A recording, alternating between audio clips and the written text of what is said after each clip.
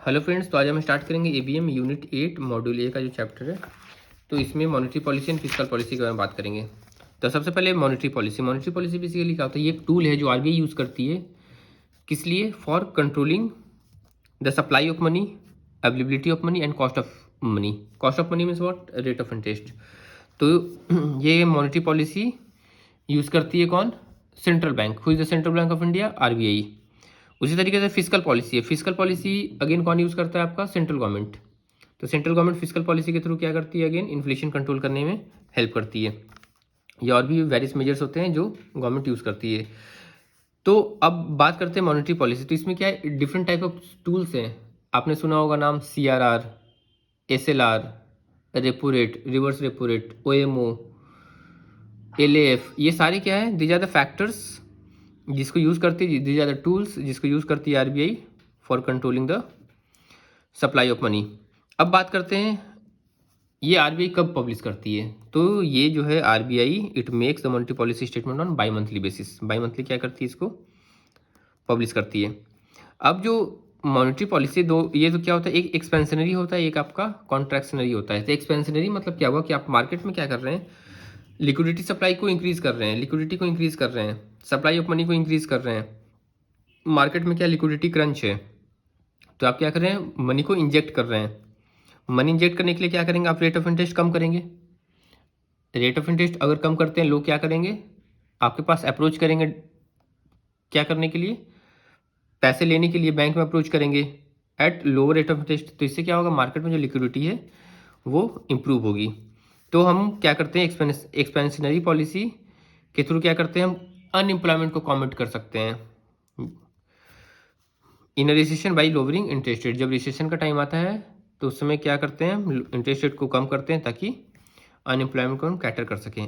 उसी तरीके से कॉन्ट्रैक्शनरी पॉलिसी, कॉन्ट्रैक्शनरी में क्या है? मार्केट में एक्सेस लिक्विडिटी है, तो उस एक्सेस लिक्विडिटी को एब्जॉर्ब करने के लिए हम क्या करेंगे? रेट ऑफ इंटरेस्ट को इंक्रीज करेंगे। और ये जो टूल्स हैं, इस टूल्स के थ्रू जो सबसे इंपॉर्टेंट रोल है आरबीआई का, वो क्या करती है? इन्फ्लेशन कंट्रोल करती है। नेक्स्ट है फिजिकल पॉलिसी। फिजिकल पॉलिसी मैंने आपको बताया कौन इसको हैंडल करता है? गवर्नमेंट।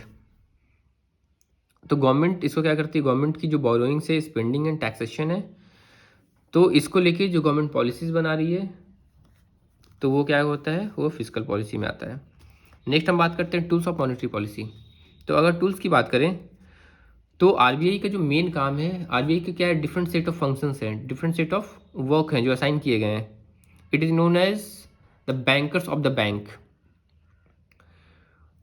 इसको ऑथराइज किया गया है to control the flow of money. इसको ऑथराइज किया गया है to print the currency notes.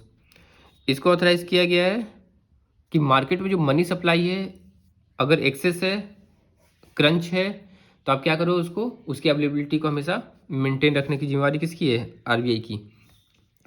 तो बात करते हैं हम सबसे पहले बैंक रेट। आपने सुना होगा बैंक रेट काफ़ी कम यूज़ होता है इंडिया में पर्टिकुलर।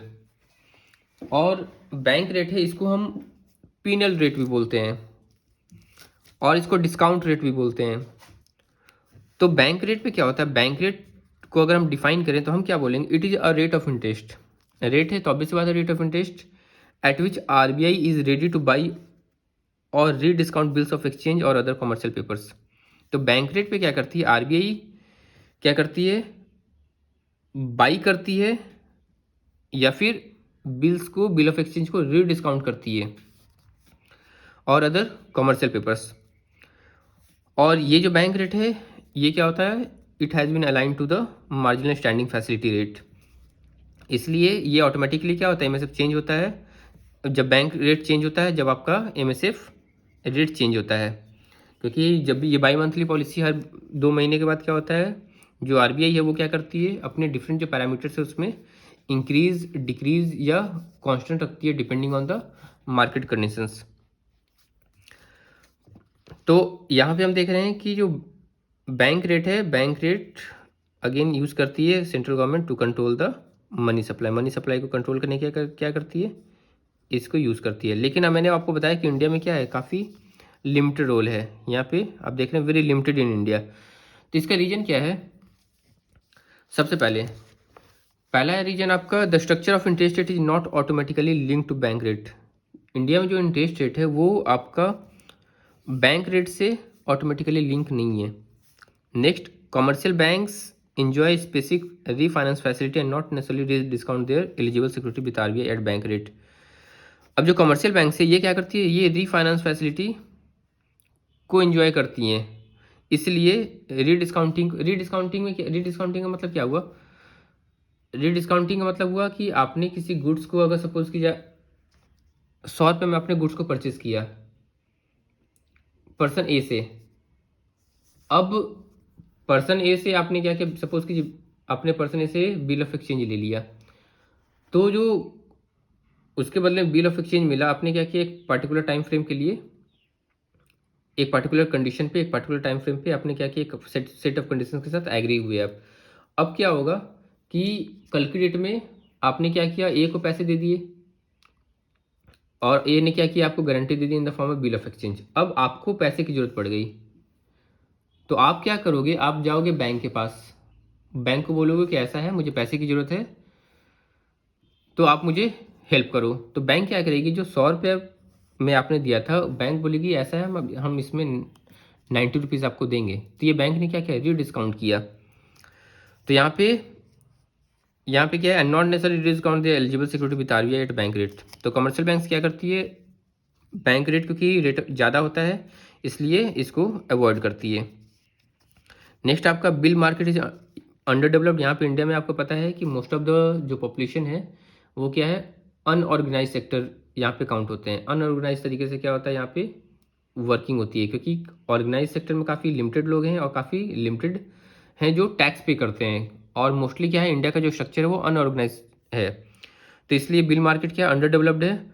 और different sub markets of the money market are not influence by bank, और बहुत सारे पैरामीटर है जो बैंक रेट से क्या है अफेक्टेड नहीं है, तो इसलिए बैंक रेट का जो रोल है काफ़ी लिमिटेड, और इसको हम पीनल रेट बोलते हैं, क्योंकि अगर आरबीआई किसी बैंक के ऊपर कोई पीनल रेट इम्पोज करना चाहती है तो वो क्या करती है, वो आपका बैंक रेट पे इम्पोज करती है। तो इस तरीके से हम क्या देख रहे हैं कि बैंक रेट का एक अपना रोल है। नेक्स्ट बात करते हैं सीआरआर।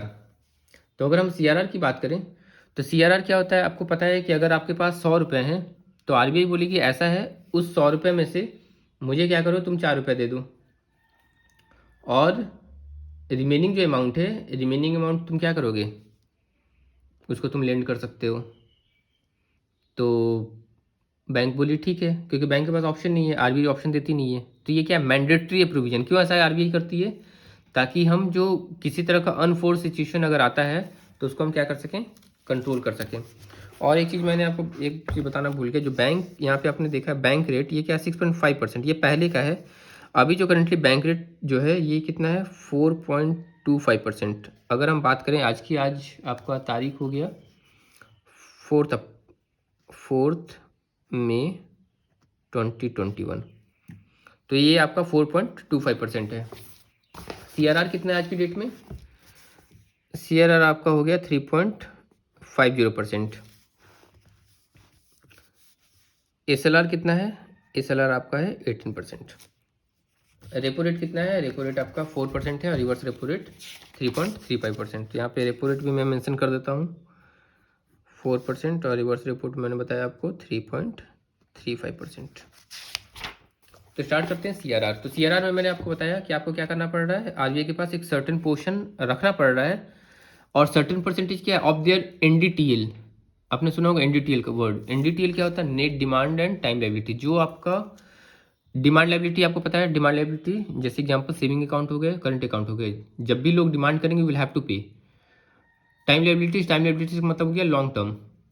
तो जो net demand and time liabilities है आपका, जैसे टाइम लायबिलिटी का एग्जांपल एफडी वगैरह हो गया, एफडी हो गया, आरडी हो गया, तो ये जो आपका पर डे का, सपोज कीजिए पर डे का एनडीटीएल अगर आपका 100 रुपया है, तो 100 रुपये में आपको 4 रुपया क्या करना है, आरबीआई के पास मेंटेन करना है।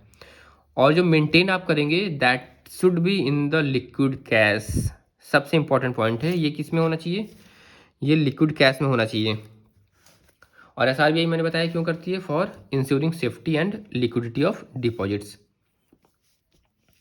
तो यहाँ पे क्या हो, एक सर्टेन परसेंटेज मैंने बताया आपको क्या करना पड़ता है, मेंटेन करना पड़ता है। एग्जाम्पल मैंने आपको दे दिया अगर CRR सपोज कीजिए यहाँ पे अभी 3.5%, अगर 4% एग्जाम्पल हम लेते हैं तो यहाँ पे क्या देख रहे हैं, देना बैंक विथ NDTL ऑफ ₹1,00,000, अगर किसी बैंक का NDTL उस पर्टिकुलर डे में 1,00,000 है तो इसका 4% दैट इज 4,000 क्या करेगी, RBI के पास डिपॉजिट करेगी in the form of liquid cash.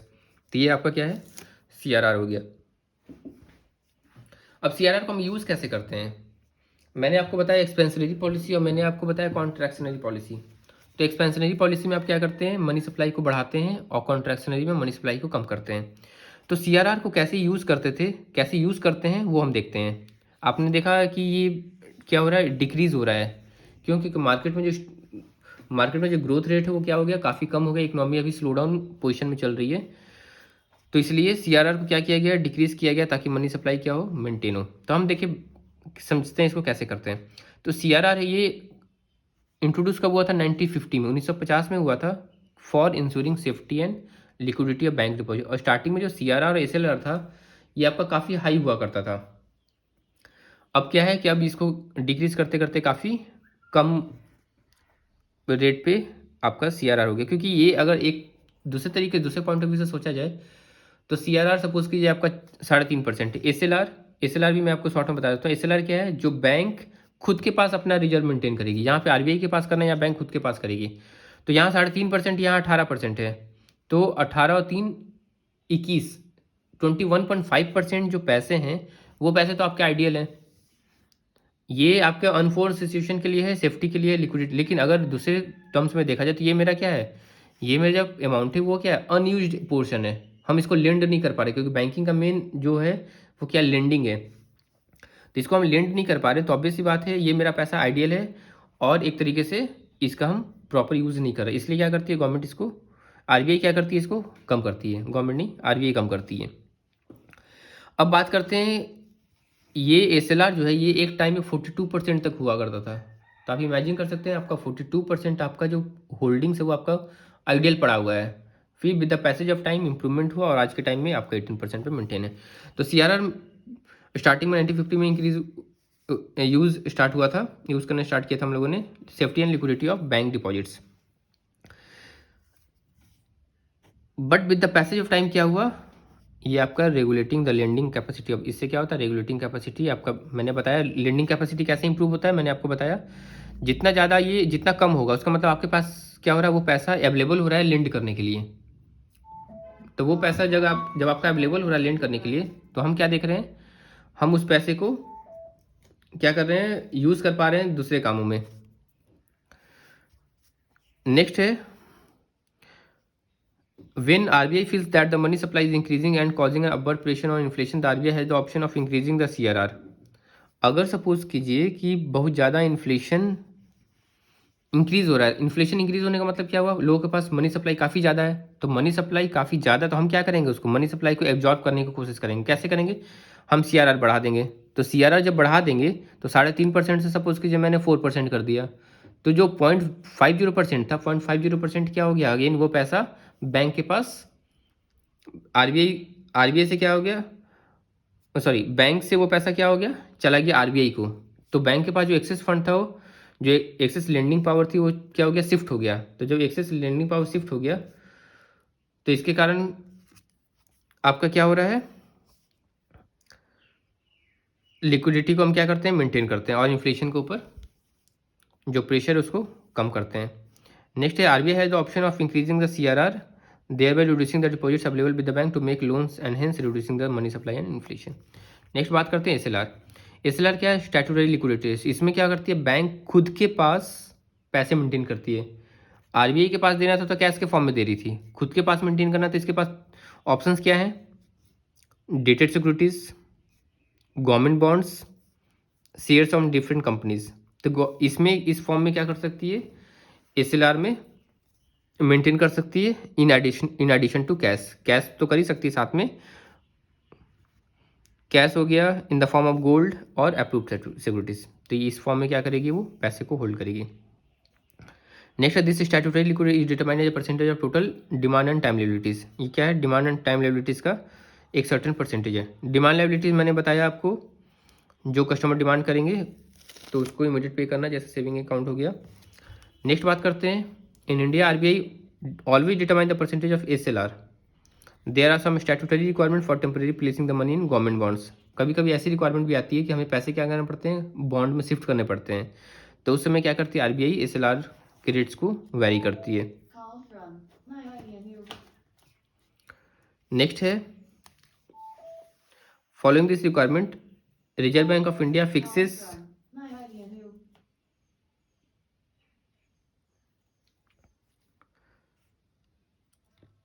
फिर हम बात करते हैं there are some reasons behind the introducing SLR। तो SLR का हम ऑब्जेक्टिव्स देखते हैं, क्या क्या ऑब्जेक्टिव्स है। तो पहला क्या है, it is maintain in order to control the expansion of bank rate. Bank rate को क्या करती है, अब SLR सपोज कि 18% है, ये क्या कर रही है, बैंक खुद के पास मेंटेन कर रही है। अब ये सपोज कि 18% से बढ़ा के मैंने 19% कर दिया, तो 1% जो अमाउंट है वो बैंक क्या करेगी, खुद के पास और होल्ड करेगी। तो बैंक के पास क्या होगा, कम पैसे अवेलेबल होंगे लेंड करने के लिए, तो इससे क्या होगा, जो लेंडिंग कैपेसिटी बैंक की क्या होगी, कम होगी। तो ये RBI कब करती है, जब मार्केट में कैश फ्लो ज़्यादा है और फर्दर बैंक को डिमोटिवेट करती है लोन देने के लिए। सेम वाइस वर्सा, अगर 18% इसको हमने कर दिया 17%, तो 17% पे जब हम SLR लेके आ गए, इसका मतलब क्या हो गया कि मेरे पास 1% फंड एक्स्ट्रा अवेलेबल है लेंड करने के लिए। तो इसका मतलब क्या, हम एक्सपेंशनरी पॉलिसी यूज़ कर रहे हैं। Next, SLR is a way to insure the solvency of commercial banks. मैंने आपको बताया कि SLR का यूज़ और किस में करते हैं, to control the solvency of commercial banks. Next है, by determining SLR Reserve bank of India in way compel the commercial bank to invest in government security. और एक और भी रीजन है कि SLR के थ्रू क्या करती है, RBI कंपेल करती है कमर्शियल बैंक को कि आप क्या करो, गवर्नमेंट बॉन्ड में इन्वेस्ट करो। तो इस तरीके से ये आपका SLR हो गया। नेक्स्ट हम बात करते हैं मार्केट स्टेबलाइजेशन स्कीम। तो मार्केट स्टेबलाइजेशन स्कीम की अगर हम बात करें तो हम 2004 की अगर हम बात करते हैं, तो यहाँ पे हमने क्या देखा, when FIIs foreign institution investors started bringing in dollars two by Indian stocks. इस पर्टिकुलर टाइम में क्या हुआ कि जो फॉरेन इंस्टीट्यूशन, फॉरेन FIIs क्या होता है, आपने सुना होगा FDI FII। FDI होता है लॉन्ग टर्म, FII होता है शॉर्ट टर्म। इसको हम हॉट मनी भी बोलते हैं, क्योंकि यहाँ पे जो इन्वेस्टर होते हैं वो क्या करते हैं, काफ़ी शॉर्ट टर्म के लिए पैसे लेके आते हैं और उसको कभी भी अपना प्रॉफिट देख के वो पुल आउट कर लेते हैं। तो ये काफ़ी रिस्की भी होता है।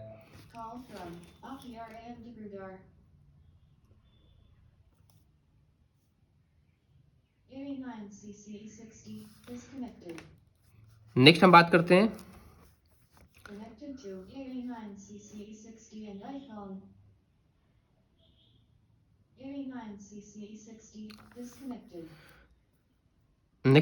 हैं हाँ 2004 की बात कर रहे थे। तो FIIs started bringing dollar two by Indian stocks. तो यहाँ पे क्या हो रहा था, FIIs का इनफ्लो बढ़ा।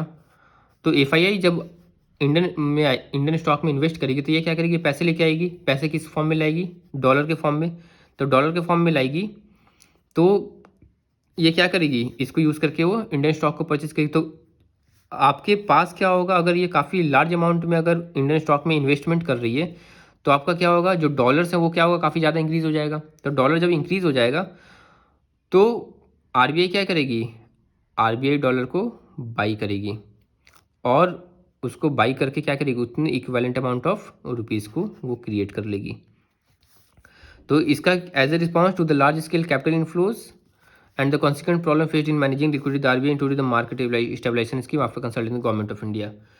तो ये क्या एक आपका बेटर वे है क्या, कैपिटल इनफ्लो को मेंटेन करने के लिए। तो यहाँ पे लार्ज स्केल कैपिटल इनफ्लोज जो आया, इसके कारण क्या हो गया, जो लिक्विडिटी मैनेज करने में RBI को क्या हो गया, एक हेल्प मिलने लगा। और फिर RBI ने क्या किया, मार्केट स्टेबलाइजेशन स्कीम इंट्रोड्यूस किया इन 2004। अब यहाँ पे देख रहे हैं, under this scheme the government would issue existing instrument such as treasury bills and और dated security by way of auctions under MSS in addition to the normal borrowing requirements for absorbing liquidity from the system. तो यहाँ पे हम देख रहे हैं कि government क्या करेगी, जो उसके एग्जिस्टिंग इंस्ट्रूमेंट जैसे ट्रेजरी बिल्स हो गया, ट्रेजरी बिल्स आपको पता है 91 डेज़ का होता है, 182 डेज़ का होता है, 364 डेज़ का होता है।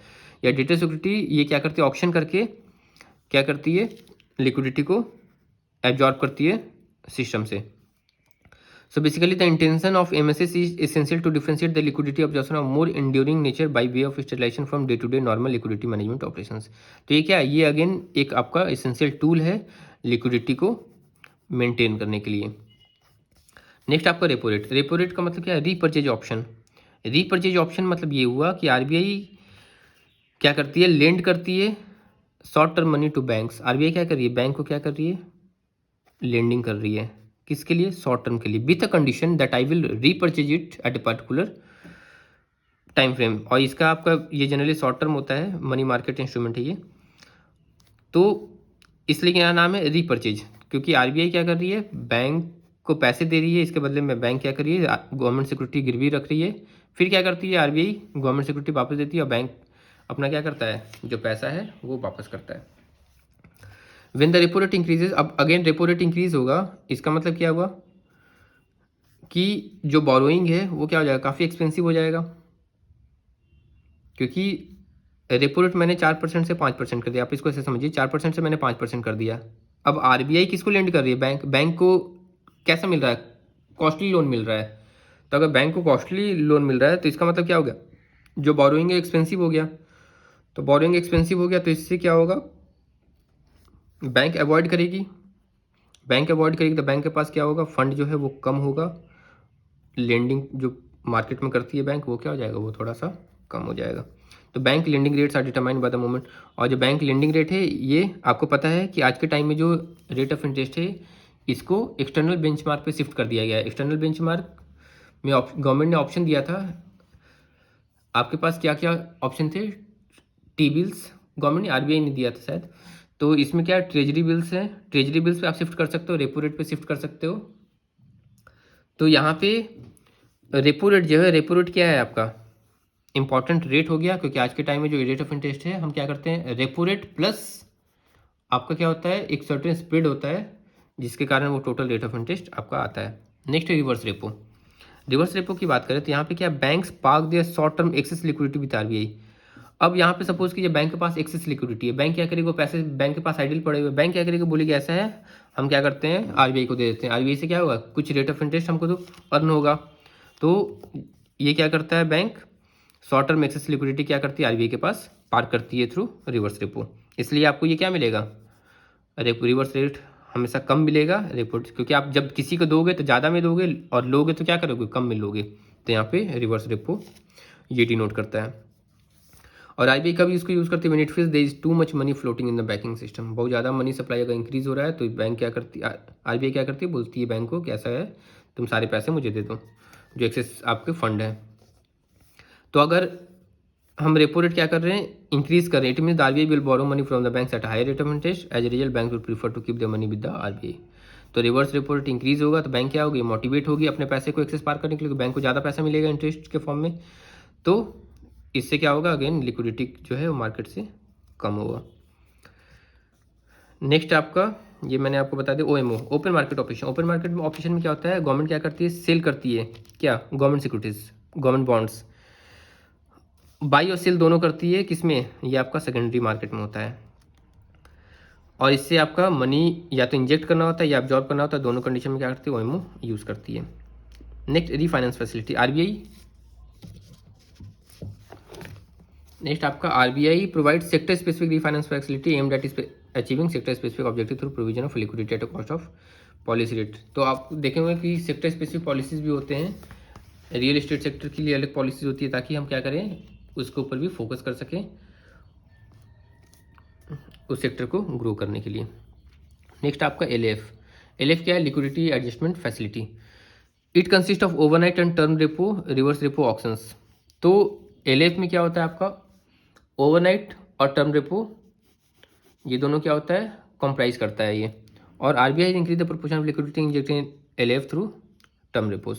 नेक्स्ट आपका टर्म रेपो। टर्म रेपो क्या है, 2013 में RBI has introduced term repo of different tenor such as 7, 14, 28 दिन। 2013 में आरबीआई ने क्या किया था, टर्म रेपो लेके आई थी, जिसका ड्यूरेशन 7 दिन, 14 दिन, 28 दिन का होता था। क्यों, to inject liquidity over period that is longer than overnight, ताकि हम क्या करें, लिक्विडिटी को इंजेक्ट कर सकें जो आपका क्या हो, ओवरनाइट ना हो। ओवरनाइट से अगर एक होता है ओवरनाइट लेंडिंग, जिसको हम क्या बोलते हैं, कॉल मनी। कॉल मनी सुना होगा आपने, नोटिस मनी सुना होगा। नोटिस मनी 2 से 14 दिन के लिए होता है, कॉल मनी ओवरनाइट होता है। तो लिक्विडिटी इंजेक्ट करने के लिए जो आपका एक दिन से ओवरनाइट से ज़्यादा हो, एक दिन से ज़्यादा हो, तो उसमें क्या करते हैं, टर्म रेपो यूज़ करती है। नेक्स्ट आपका एमएसएफ। अगेन एमएसएफ क्या है, it is a facility under which scheduled commercial banks can borrow additional amount of overnight money from the RBI by dipping into their SLR portfolio up to a limit. Currently क्या है, 2% of their deposits at penal rate of interest. तो यहाँ पे देख रहे हैं अभी आपका एमएसएफ कितना है। एमएसएफ मैं आपको बता दूँ, ये है आपका अगेन सेम है 4.25%। जितना आपका बैंक रेट होता है वही आपका क्या होता है, एमएसएफ रेट होता है। तो ये क्या है, एमएसएफ बेसिकली है आपका सेफ्टी वॉल्व है। It provides a safety valve against unanticipated liquidity shock to the banking system. तो इसमें क्या करती है, एमएसएफ के थ्रू बैंक एडिशनल बोरोइंग कर सकती है, borrow additional amount of overnight borrowing money from the RBI. तो ये क्या कर सकती है, एडिशनल बोरोइंग कर सकती है आरबीआई से। नेक्स्ट है आपका, how did monetary policy in India respond to the global financial crisis of 2008। आपको पता है 2008 में जो ग्लोबल क्राइसिस आया था, तो इसमें किस तरीके से गवर्नमेंट का रिस्पांस था, किस तरीके से आरबीआई का रिस्पांस था, आरबीआई ने क्या इंपॉर्टेंट रोल प्ले किया था, जिससे जो शॉक्स हैं वो इंडिया में काफ़ी कम देखने को मिले थे। As the crisis intensified, the Reserve bank of India like most central bank took a number of conventional and unconventional measure to augment domestic and foreign exchange liquidity and sharply reduce the policy rate. आपको पता है कि उसमें आपको दोनों method use करने पड़ते हैं, कन्वेंशनल भी अनकन्वेंशनल भी, ताकि आप किसी तरीके के शॉक को एब्जॉर्ब कर सको। In a span of 7 months, आप देख रहे हैं अक्टूबर 2008 से अप्रैल 2009, there was unprecedented policy activism. काफ़ी ज़्यादा पॉलिसी चेंजेस देखने को मिले। Example, repo rate was reduced by 425 basis point to 4.7। आप देख रहे हैं कि रेपो रेट ड्रास्टिकली रिड्यूस किया गया, 425 बेसिस पॉइंट से डिक्रीज कर दिया गया। 425 अगर हम 100 बेसिस पॉइंट बोल रहे हैं, मतलब एक पॉइंट क्या हुआ, डिक्रीज। 425 मतलब आप इसमें 4.25 ऐड कर दीजिएगा, तो आपका क्या होगा, 9% इसका मतलब रेपो रेट उस समय हुआ करता था, जिसको ड्रास्टिकली रिड्यूस करके 4.75 पर लेके आ गई। उसी तरीके से रिवर्स रेपो को 275 बेसिस पॉइंट इंक्रीज किया गया था और ये 3.25% पे आ गया था। सीआरआर है, सीआरआर को 400 बेसिस पॉइंट पे इंक्रीज किया गया और इसको रिड्यूस करके देखिए यहाँ पे 5% लेके आया गया। और the actual way potential of primary liquidity was of the order, आपका 10.5% आपका क्या था, प्राइमरी लिक्विडिटी आपके पास अवेलेबल था। नेक्स्ट, की differences between action taken by RBI and the central bank in many advanced country. तो आरबीआई ने जो लिया और अदर सेंट्रल बैंक, दूसरे कंट्री के जो सेंट्रल बैंक ने जो डिसीजन लिया, उसमें की डिफरेंसेस क्या थे। पहला, in the process of liquidity injection the counter party involve banks, even liquidity measures for mutual fund, NBFC and housing fund were largely channel through the banks. RBI ने क्या किया, जितने भी लिक्विडिटी इंजेक्शन थे ना, सारे को बैंक के थ्रू रूट किया। कोई भी इवन जो लिक्विडिटी मेजर्स है म्यूचुअल फंड के लिए, एनबीएफसी के लिए, सबको बैंक के थ्रू रूटिंग किया, तो ये काफ़ी हेल्पफुल रहा। Next, there was no dilution of collateral standard which were largely government securities, और कोई भी कोलेटरल स्टैंडर्ड है उसको डाइल्यूट नहीं किया। कोलेटरल स्टैंडर्ड का मतलब हुआ, अगर आपको सपोज की प्रॉपर्टी की वैल्यू आज 100% है, तो उसको हम डिक्रीज करके 95% हम नहीं किया, हम 100% ही उसको मेंटेन किए। नेक्स्ट आपका, जबकि और दूसरे कंट्रीज में क्या हुआ था, मॉर्गेज सिक्योरिटी कमर्शियल पेपर्स को क्या किया गया था, डाइल्यूट किया गया था। तीसरे में क्या है, despite large liquidity injection the RBI balance sheet did not show unusual increase. और की तरह, और कंट्री की तरह रिजर्व बैंक ने अपने बैलेंस शीट में काफ़ी अनयूजुअल ग्रोथ नहीं दिखाया था, अनयूजुअल इंक्रीज नहीं दिखाया था, जो ग्लोबल ट्रेंड था, because of release of earlier stabilise liquidity. Next, fourth है आपका, availability and deployment of multiple instrument facilitated with frequency of monetary and liquidity measures. और यहाँ पे क्या, availability and deployment of multiple instruments, आपके पास काफ़ी सारे डिफरेंट इंस्ट्रूमेंट्स थे लिक्विडिटी को कंट्रोल करने के लिए, तो उसको आपने यूज़ किया। नेक्स्ट है, finally the experience of use of pro cyclical provisioning norms and counter cyclical regulations ahead of global crisis help. और आपका क्या हुआ, आपने क्या किया, प्रोविजनिंग किया, प्रो साइक्लिकल प्रोविजनिंग और काउंटर साइक्लिकल प्रोविजनिंग आपने क्या किया ताकि हम स्टेबिलिटी को मेंटेन कर सकें, ग्लोबल क्राइसिस के इफेक्ट को मिनिमाइज कर सकें। नेक्स्ट आपका, RBI monetary policy aims to achieve the following objectives. क्या क्या ऑब्जेक्टिव्स फुलफिल करती है। पहला, monitor the global and domestic economic conditions and respond swiftly as required.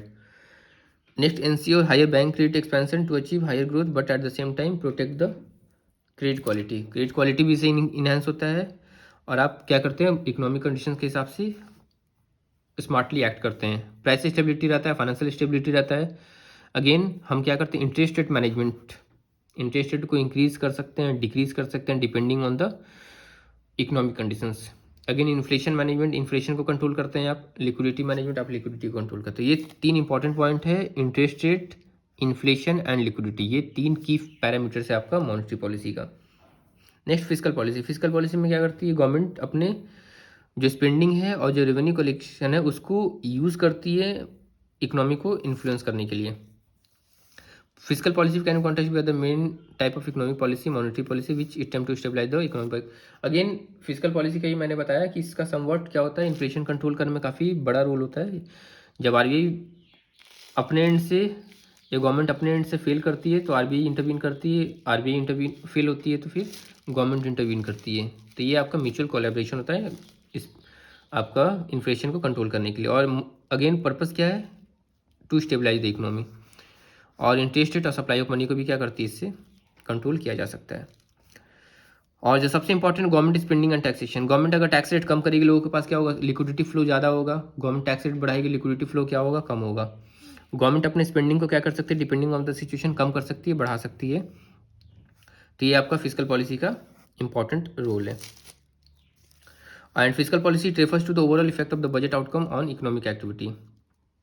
Next आपका एफआरबीएम एक्ट। एफआरबीएम एक्ट जो है एक कमेटी बनाई गई थी डॉक्टर EAS शर्मा, कब, जनवरी 2000 में, to recommend draft legislation on physical responsibility. उनको दिया गया था कि एक फिजिकल रिस्पॉन्सिबिलिटी के ऊपर ड्राफ्ट लेजिस्लेट कीजिए। तो रिपोर्ट जो है वो सबमिट किया गया था कब, जुलाई 2000 में। और ये बिल इंट्रोड्यूस किया था पार्लियामेंट में दिसंबर 2000 में। और ये इनैक्ट कब हुआ था, ये इंपॉर्टेंट है, एफआरबीएम इनैक्ट कब हुआ था, अगस्त 2003 में, after period of extensive discussion. और डिस्कशन एनालिसिस तो ऑब्वियस सी बात है, इसके हिसाब से क्या होता है डिसीजन हो पाता है proper. Next what the act requires. FRBM has 4 main requirement. तो एफआरबीएम एक्ट का 4 की पैरामीटर। पहला, it require the government to place before parliament 3 statement each year along with the budget. ये क्या करती है government, it require the government to place before parliament. Government क्या करती है, जो पार्लियामेंट के बिफोर जो प्लेस करती है अपने एजेंडा को, 3 statement each year along with the budget covering medium term. और ये क्या करता है, इसके थ्रू आपका medium term physical policy strategy और मैक्रो इकोनॉमिक फ्रेमवर्क, ये जो 3 आपका क्या है स्टेटमेंट है, इसके थ्रू क्या करती है गवर्नमेंट एक प्रिस्क्राइब्ड फॉर्मेट एंड रूल्स में प्लेस करती है। सेकेंड है आपका the act lays down the physical management principles making it incumbent on the centre to reduce the physical deficit. यहाँ पे आप देखेंगे कि no target is mention in the act but the rules prescribe 3% of the GDP. कोई target नहीं है लेकिन rules क्या बोलती है 3% जीडीपी का होना चाहिए। और रेवेन्यू डेफिसिट कंप्लीटली एलिमिनेट होना चाहिए 31 मार्च 2008 तक का। नेक्स्ट है आपका, इससे क्या होता है आपका, आप क्या करते हैं, आप जीडीपी को प्रॉपर तरीके से मॉनिटर करते हैं, आप फिजिकल डेफिसिट को प्रॉपर तरीके से मॉनिटर करते हैं, रेवेन्यू डेफिसिट को प्रॉपर तरीके से मॉनिटर करते हैं। रेवेन्यू डेफिसिट क्या होता है, रेवेन्यू डेफिसिट आपका जो आपके डे टू डे एक्सपेंडिचर्स हैं। सपोज कीजिए मेरी अर्निंग 100 रुपये है, मेरा एक्सपेंडिचर 105 रुपये, it means revenue deficit is high. मेरा क्या है 5% रेवेन्यू डेफिसिट है, क्योंकि मेरा खर्च क्या है ज़्यादा है अर्निंग से। तो रेवेन्यू डेफिसिट आपका ये शो करता है कि आपका मैनेजमेंट क्या काफ़ी पुअर है और आप क्या कर रहे हैं डे टू डे नीड्स को क्या कर रहे हैं मीट आउट नहीं कर पा रहे हैं। नेक्स्ट थर्ड है आपका most stringent provision that prohibit the centre from borrowing. और बहुत ज़्यादा स्ट्रिंजेंट कंडीशन में क्या होता है, ये एक्ट जो है ये प्रोहिबिट करता है सेंटर को from borrowing from the RBI से बोरोइंग करने के लिए प्रोहिबिट करता है। Hence that is it bans deficit financing. तो डेफिसिट फाइनेंसिंग ये क्या करता है, अवॉइड करता है। The RBI also barred from subscribing to primary issues to government security temporary ways and means advances to tide over the cash flow problem are permitted. Ways and means advances आपका क्या होता है permitted होता है, वो भी क्या है टेम्परेरी नेचर का। This provision will not apply till April 2000 तक ये आपका अप्लाई नहीं हुआ था, उसके बाद फिर ये अप्लाई हुआ और उसमें जो एक्सेप्शंस जो रहते हैं वो तो थे ही। नेक्स्ट आपका fourth point, the finance minister is required to keep parliament inform through quarterly reviews on implementation take. Finance minister क्या करती है, थ्रू पार्लियामेंट इन्फॉर्म करती है पब्लिक को और क्वार्टरली रिव्यूज के थ्रू कि क्या करेक्टिव मेजर्स लेने चाहिए और the act provide that the no division shall be permission without, और ये आपको ये एक्ट ये भी बोलता है कि बिना पार्लियामेंट के अप्रूवल के आप क्या करेंगे, कोई भी डिविजन नहीं करेंगे। तो मेन थीम FRBM एक्ट का क्या है, to reduce the dependence of the government on borrowing. Borrowing को क्या करती है, डीमोटिवेट करती है गवर्नमेंट को, मतलब गवर्नमेंट बोरोइंग्स पे ध्यान न दे के सेल्फ सफिशिएंसी पे ध्यान दे, और फिजिकल डेफिसिट को फेज मैनर में रिड्यूस करे। फेज मैनर मतलब क्या हुआ, अगर आज मेरा फिजिकल डेफिसिट 4% है तो इसको हम क्या करेंगे, अगले साल 3.8 पे लाएंगे, अगले साल 3.6 पे लाएंगे, 3.5 पे लाएंगे। तो इस तरीके से हम क्या करेंगे, फेज मैनर में इसको रिड्यूस करेंगे। नेक्स्ट आपका amendment to FRBM act. As the physical deficit target set in FRBM act could not be made due to global financial crisis of 2008। आपको पता है कि फिजिकल डेफिसिट टारगेट जब आपका ग्लोबल क्राइसिस है तो आप मीट आउट नहीं कर पाएंगे, क्योंकि आपका एक्सपेंडिचर काफ़ी हाई हो जाता है, इकोनॉमिक स्टेबिलिटी पुअर हो जाती है, तो उसमें आपका फिजिकल डेफिसिट टारगेट आपका नहीं मीट आउट हो पाया। तो गवर्नमेंट ने क्या किया, इस डेडलाइन को for the 3% on later suspend, पहले इसको एक्सटेंड किया गया फिर सस्पेंड कर दिया गया। फिर 2012 में क्या हुआ, गवर्नमेंट ने क्या किया, इट टेक एप्रोप्रिएट में to reduce the physical deficit, revenue deficit and effective revenue to eliminate the effective revenue deficit by the. फिर 31 मार्च 2015 तक टारगेट रखा गया कि 3% क्या करेंगे, हम रेवेन्यू डेफिसिट लेके आएंगे, और सॉरी 3% हम फिजिकल डेफिसिट लेके आएंगे, रेवेन्यू डेफिसिट को हम क्या करेंगे, नील करेंगे 31 मार्च 2015 को। अगेन फिर फाइनेंस एक्ट 2015 के थ्रू ये जो टारगेट डेट था इसको फर्दर एक्सटेंड किया गया, और जो इफेक्टिव रेवेन्यू डेफिसिट था जिसको मार्च 2015 तक खत्म करना था, will now need to be limited only after 3 years. फिर इसको क्या गया, 3 साल के लिए बढ़ा दिया गया, 3 साल मार्च 2018 का टारगेट रखा गया। फिर 3% जो फिजिकल डेफिसिट का था ये 2016-17 तक बढ़ाया गया, फिर अमेंडमेंट करके फिर इसको 2017-18 तक किया गया। फिर अगेन ये अभी प्रेजेंट सिचुएशन में फिर इसको क्या किया गया है, इसको एक्सटेंड कर दिया गया है, और आज के टाइम में फिजिकल डेफिसिट जो है वो काफ़ी, उसकी कंडीशन क्या है, काफ़ी ख़राब है, और काफ़ी ज़्यादा फिजिकल डेफिसिट देखने को मिल रही है आज के टाइम में। तो ये आपका फिजिकल डेफिसिट सिचुएशन है, ये काफ़ी सारे फैक्टर्स क्या करते हैं, इसको इन्फ्लुएंस करते हैं। तो इस तरीके से ये chapter monetary policy and physical policy ये समाप्त होता है। मैं फिर नेक्स्ट आपको वीडियो में मिलता हूँ जिसमें मैं चेक योर प्रोग्रेस कॉलम बताऊँगा। तो इसी के साथ मेरे चैनल को आप सब्सक्राइब करें ताकि इस तरीके के और आपको सारे वीडियोज़ की नोटिफिकेशन मिले। धन्यवाद।